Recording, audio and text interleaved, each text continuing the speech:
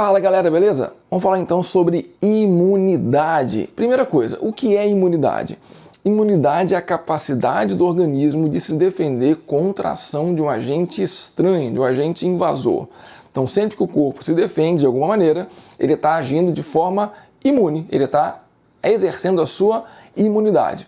Pois bem, essa imunidade pode ser uma imunidade chamada de inata ou adaptativa. A inata é inespecífica e a adaptativa é adquirida.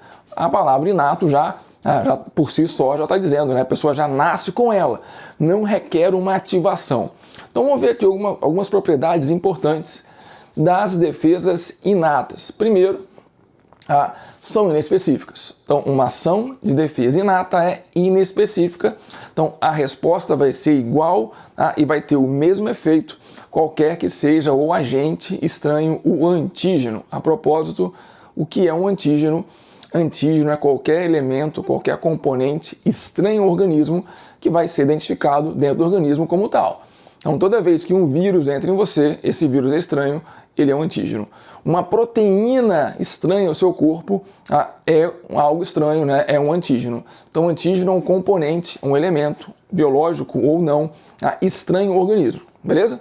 Pois bem, os mecanismos inatos incluem os mecanismos de barreira. A pele é uma barreira imunológica. O muco presente nos órgãos é uma barreira imunológica. O ácido clorídrico do suco gástrico é uma barreira imunológica. Então, existem vários mecanismos aí. Por exemplo, no muco, nós encontramos uma enzima chamada lisozima. Essa lisozima é uma enzima que tem uma função também de defesa, uma função imunológica, porque vai destruir as membranas das células aí invasoras. Beleza. As formas inatas agem rapidamente. Então, é uma ação rápida. A barreira é uma ação imediata. Os macrófagos presentes na pele. Então, você sofreu uma lesão, ou o cantinho da unha se futucou, arrancou e entrou ali uma bactéria, ou entraram algumas bactérias.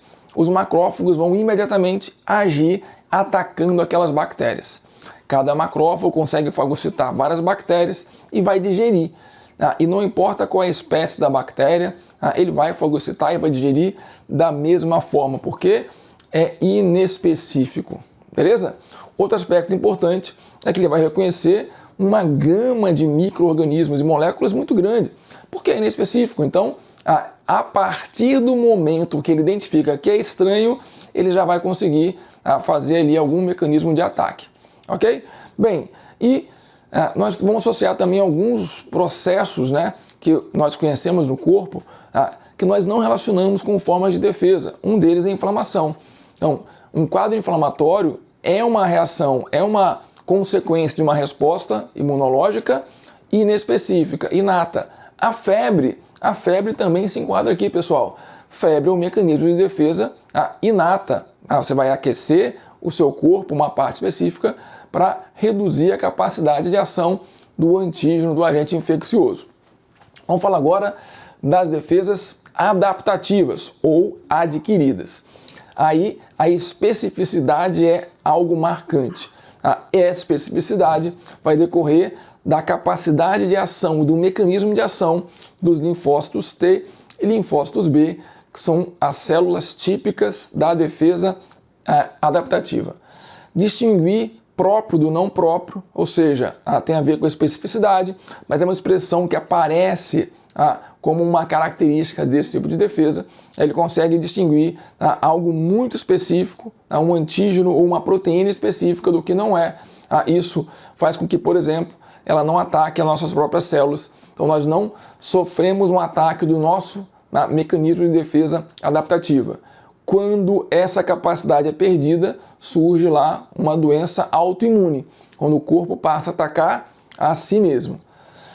Gera memória imunológica, esse é um ponto fundamental. Pessoal, memória imunológica é o fator responsável pela resposta secundária ser mais intensa. Vamos ver daqui a pouquinho isso.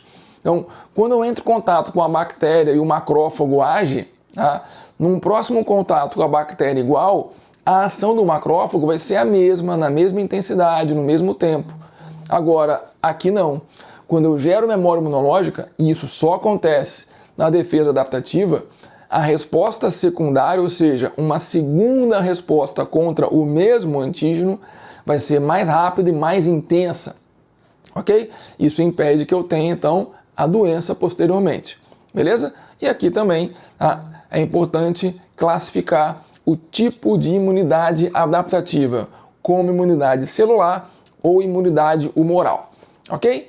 Bom, foco dessa aula de hoje é falar sobre imunidade adaptativa. Então vamos falar especificamente da ação dos linfócitos T e linfócitos B. Então vamos ver aqui, pessoal, quais são os tipos de linfócitos relacionados com a imunidade adaptativa. Nós classificamos os linfócitos em 3 grandes grupos: os linfócitos T, os linfócitos B e os linfócitos NK ou Natural Killer. Aí já vamos aqui, ó, fazer logo uma distinção. Os linfócitos NK, então os linfócitos NK são linfócitos, mas não tem nenhuma relação com a defesa adaptativa. Linfócitos NK são células que atuam na defesa inata. São importantes porque elas atacam células infecciosas, células infectadas, as células cancerígenas são atacadas pelos linfócitos NK, mas NK, defesa inata. Então, defesa adaptativa está aqui, ó, linfócitos T e linfócitos B. Tudo bem? Pessoal, os linfócitos T vão se dividir em 3 tipos: citotóxico, auxiliador ou helper e supressor. Supressor, para fins de prova de vestibular, você pode ignorar. Linfócitos T citotóxicos e linfócitos T auxiliadores ou helper são muito importantes. Eles vão se caracterizar, entre outros fatores, por uma proteína de membrana específica. No linfócito T citotóxico, a proteína é a proteína CD8, certo? Nos linfócitos T auxiliadores ou helper, a proteína é a CD4, ok? Então, você vai ver muito falar em linfócito T CD8, linfócito T CD4, CD8, citotóxico, CD4, auxiliador. E os linfócitos B, que vão se diferenciar em plasmócitos, que são as células que efetivamente vão produzir os anticorpos que vão agir no nosso organismo. Ok? Bom, lembrando, todos os linfócitos se originam inicialmente na medula óssea vermelha. Os linfócitos B já saem prontos da medula óssea vermelha.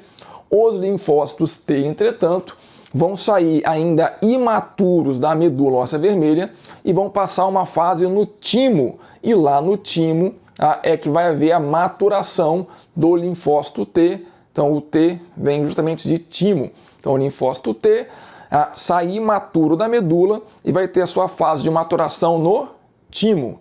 Já o linfócito B não. Ele sai pronto da medula já para atuar. E como esses linfócitos vão atuar? Então olha aqui, pessoal. Bem, então aqui tem um esqueminha simplificado para você entender a relação entre os 3 tipos de linfócitos.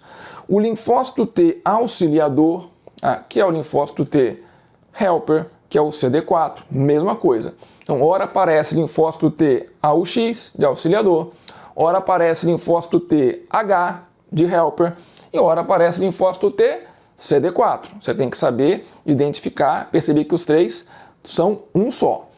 Esse linfócito T vai ser estimulado pela célula apresentadora de antígeno.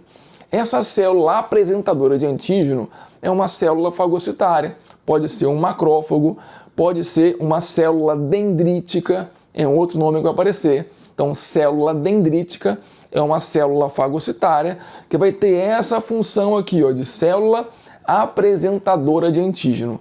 Então, ela pega o antígeno, digere o antígeno e expõe na sua membrana, ao lado de fora, partes desse antígeno.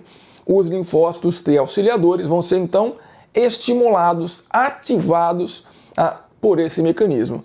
E aí, dependendo do tipo do antígeno, o linfócito T auxiliador vai liberar substâncias que vão estimular ou o linfócito T citotóxico ou o linfócito B, certo? Bem, se a via do linfócito T citotóxica ou citotóxico for ativada, temos aqui então uma imunidade celular. Agora, se a via do linfócito B for ativada, temos uma imunidade humoral. Então, vamos lá. Imunidade celular. A célula T auxiliar, o linfócito TCD4, foi estimulado, percebeu, trata-se aqui de um antígeno de natureza celular. Então, vai haver a ação do linfócito T citotóxico, que vai eliminar o antígeno, eliminar o agente estranho. Essa eliminação se dá por meio de um ataque enzimático direto. E ele vai liberar aqui uma enzima chamada de perforina. Então, perforina é a categoria de enzimas liberada pelo linfócito T citotóxico. Essas enzimas vão causar perfurações, vão furar, vão danificar a membrana das células invasoras, consequentemente, a célula vai morrer. Então, um ataque celular enzimático direto. Já a via do linfócito B, a via humoral, é diferente. Então, o linfócito B foi estimulado, ele vai então se diferenciar em plasmócitos, que são as células efetivamente produtoras de anticorpos. Então, com a ativação do linfócito B, o linfócito B se diferencia em plasmócitos. Esses plasmócitos, então, vão liberar anticorpos, certo? Os plasmócitos liberam anticorpos que vão atacar o antígeno. E aí, cada anticorpo tem um mecanismo específico de ação. Você não tem que se preocupar em explicar como o anticorpo atua, porque tem diferentes maneiras de agir. Então, cada anticorpo vai ter uma forma de agir. Então, aqui, pessoal, a dica. Toda vez que você falar em imunidade humoral, você vai falar aqui em anticorpos, beleza? Então, imunidade humoral, anticorpos, linfócito B. Imunidade celular, perforina, linfócito T citotóxico. Tranquilo? Bem, olha só. E o que é um anticorpo? Então, aqui tem um esquema grande de um anticorpo. Anticorpos são proteínas. Então, um ponto importante, você tem que lembrar. Anticorpos não são células, anticorpos são proteínas. São moléculas proteicas. Cada anticorpo é formado por 4 cadeias polipeptídicas. 2 cadeias pesadas e 2 cadeias leves. Cadeias pesadas no meio, cadeias leves ali na ponta. E tem esse formato que lembra aqui a letra Y. Então ele vai ter sempre 3 sítios de ligação. Aqui onde tem as 2 cadeias pesadas é o sítio de ligação à célula, ok? E aqui onde tem uma cadeia pesada, uma cadeia leve, é o sítio de ligação ao antígeno. Então aqui vai se ligar o antígeno, ok? Bom, pessoal, existem diferentes tipos, diferentes classes de anticorpos, que também são chamados de imunoglobulinas, ok? Temos 5 categorias. Tem que saber 5? Não, tem que saber que existem 5. Agora, saber mesmo, basta saber de 3. Então, a imunoglobulina da classe G, ou IgG, é a mais importante. Ela equivale a cerca de 80% dos anticorpos que nós temos. Então, a maior parte do ataque que nós fazemos contra invasores por meio de anticorpos é por meio da IgG, beleza? Percebam, é um monômero, ela é pequenininha, uma unidade típica de anticorpos, consegue atravessar facilmente as barreiras celulares, a placenta, os capilares, então são encontrados também nos tecidos, nos fluidos corporais de modo geral. IgM, pessoal, é grandona, ela é pentamérica, então são 5 anticorpos basicamente fundidos em uma grande estrutura, certo? Então eu vou encontrar na superfície das células B, dos linfócitos B, no plasma sanguíneo. E aqui um ponto importante. IgM você vai lembrar de anti-A e anti-B. Então, as aglutininas anti-A e anti-B, que nós vemos lá na aula de genética, quando falamos de grupos sanguíneos, são IgM, são da classe IgM. São muito grandes, não conseguem atravessar a barreira placentária. Por isso que o anti-A e o anti-B, como regra, não vão passar da mãe para o feto. IgD e IgA, ok, existem. IgE. IgE, pessoal, você vai associar imediatamente com alergia. Então, IgE você vai associar com processos alérgicos. Então, IgE está sempre ligado a respostas alérgicas. Então, é importante você associar IgE, respostas alérgicas. Então, no quadro alérgico, aumenta a quantidade de IgE. Então, de novo, IgG, a mais comum, a mais abundante, a que vai atuar principalmente. IgM, grande, pentamérica, não consegue atravessar a barreira placentária. Exemplos, anti-A e anti-B. IgE, a IgE você vai associar sempre com processos alérgicos. E aqui tem uma dica legal. Qual é a célula, qual é o glóbulo branco associado a ataque alérgeno? Eosinófilo. Os eosinófilos. Então, IgE é de eosinófilo, essa é a dica. Tudo bem? Bom, pessoal, então olha só. Então, vamos fazer aqui um geralzão para poder finalizar com um detalhe importante. Então, a imunidade pode ser inespecífica, inata, ou específica, adaptativa, ou adquirida, também assim chamada. Bem, essa imunidade adaptativa vai se diferenciar em duas, em ativa e passiva. Qual é a diferença entre uma imunidade ativa e uma imunidade passiva? Na imunidade ativa, o organismo está produzindo anticorpos.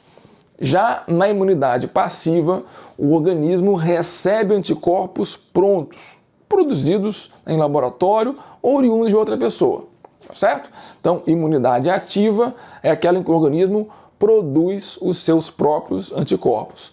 Imunidade passiva, o organismo não produz anticorpos, ele vai receber anticorpos prontos. Pois bem, cada uma dessas duas maneiras vai se distinguir ainda em natural ou artificial. Então, imunidade ativa natural ou imunidade ativa artificial. Qual é a diferença? Natural é aquele mecanismo que vai ocorrer independente de uma ação intencional de alguém. Então, eu não fiz de propósito, eu não induzi a imunidade, ela aconteceu naturalmente. Então, imunidade ativa natural é quando alguém se expõe a um determinado antígeno e gera, então, anticorpos, adquire, então, a imunidade contra aquele antígeno. Por exemplo, quando criança, eu tive contato com o vírus da varicela, catapora. Meu corpo, então, reagiu contra esse vírus. Eu produzi anticorpos contra ele e gerei o mais importante, gerei memória imunológica. Memória imunológica vai ocorrer em todos os mecanismos de defesa adaptativa. Então, a memória imunológica que eu gerei fez com que eu me tornasse imune a essa doença, certo? Então, toda imunidade ativa vai ser de longa duração. Ela é praticamente permanente, ok? E vai ser natural quando eu tenho contato espontâneo com o antígeno. Agora, eu posso induzir isso, eu posso induzir essa resposta ativa usando o antígeno modificado, o antígeno morto, o antígeno atenuado, ou pegar partes do antígeno. Então, se eu uso o antígeno atenuado, ou o antígeno morto, ou partes do antígeno, introduzo isso em alguém e gero aquele mecanismo de defesa, eu vou gerar também uma imunidade ativa. Só que nesse caso é um mecanismo artificial. Pronto, está aqui. O nome disso é vacina. Então, o que é a vacina? A vacina é uma forma de gerar imunidade ativa, mas artificialmente. Eu vou introduzir no indivíduo o antígeno morto, ou o antígeno atenuado, ou parte do antígeno, para que ele gere seus próprios anticorpos e, o mais importante, gere memória imunológica. Ok? Agora, em alguns casos, eu não posso esperar esse período que demora aí de 1 a 2 semanas para acontecer. Eu tenho urgência em fazer com que o indivíduo tenha essa imunidade. Então eu vou partir para a imunidade passiva, que também pode ser natural ou artificial, certo? Então, na imunidade passiva, o indivíduo recebe anticorpos prontos. Ele pode ter recebido da mãe, lá na via placentária ou pela amamentação.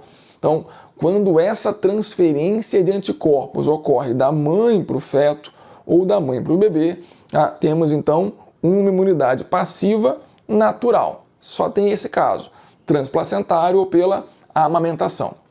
Agora, a passiva artificial é quando eu introduzo anticorpos em outra situação. O indivíduo está doente, está com um antígeno potencialmente perigoso, eu não posso esperar o organismo dele reagir, então eu já introduzo anticorpos prontos. Aí eu vou aplicar nele um soro, certo? Vou aplicar um soro. O que é um soro? Soro, então, é uma solução concentrada com anticorpos. Então, o soro antiofídico, alguém foi picado por cobra, não posso esperar o corpo reagir, porque o veneno pode matar em algumas horas. Aplico, então, o soro já com anticorpos. Agora, uma terapia, um tratamento que está sendo testado contra a Covid-19 é o uso do soro. Então, estão coletando plasma de pessoas que pegaram a doença e depois se curaram, e aí, se eles fizeram isso, eles já têm anticorpos circulantes, e pegando esse plasma, isolando os anticorpos que esses indivíduos produziram, para usar para tratar as pessoas que estão com a doença numa situação mais crítica, mais grave, que o corpo não está reagindo. Então, essa terapia a partir do plasma com anticorpos nada mais é do que um soro, ok? Então, o soro é para tratar, vacina é para prevenir. Soro é de resposta rápida, imediata, vacina, a resposta é mais lenta, mas em compensação ela é duradoura, uma prevenção de longo prazo. Beleza? E para finalizar, pessoal, vamos ver aqui esse gráfico que é clássico. Olha só. Então, estamos falando aqui da imunidade humoral. Pois bem, então considere aqui o antígeno A. Esse momento aqui caracterizou o primeiro contato, a exposição inicial ao antígeno A. Vai demorar então alguns dias para que aquele mecanismo seja ativado, comece a gerar plasmócitos, comece a gerar anticorpos, até que eu vou ter então um nível alto de anticorpos. E esse nível alto de anticorpos, cerca aí de 1 a 2 semanas após o contato inicial, gera a minha resposta imune primária. A resposta imune primária, então, é isso aqui. Perceba, uma resposta lenta e de baixa intensidade. Fundamental, gerou aqui células de memória imunológica. Esse processo gerou células de memória imunológica.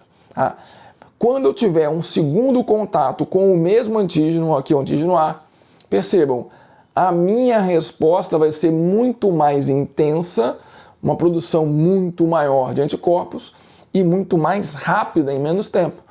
Essa resposta mais intensa e mais rápida faz com que eu consiga destruir os antígenos antes que eles se manifestem, antes que eu tenha então a doença. Por isso que eu tive catapora uma vez só.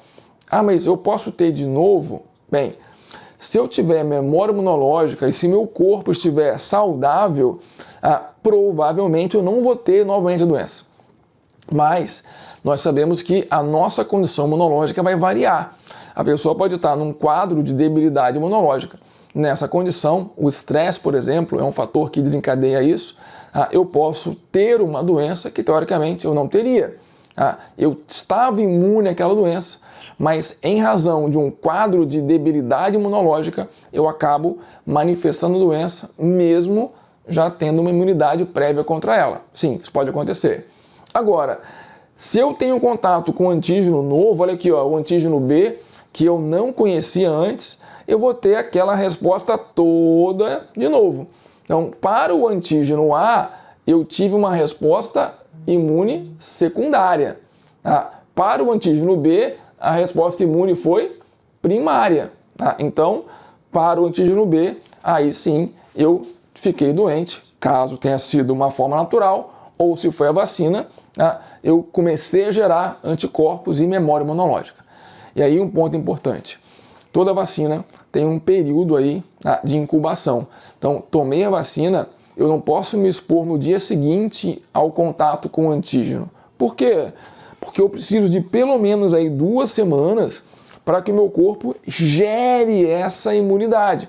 Então, eu tenho que tomar a vacina sempre aí de 10 a 20 dias antes do contato com o antígeno, para que o meu corpo tenha condição, tenha tempo de gerar a imunidade e aí sim eu não ter mais o problema, não ter o risco de adquirir aquela doença. Beleza, galera? Bom, então sobre imunidade, especificamente sobre imunidade adaptativa, é isso aí. Um abraço, até a próxima.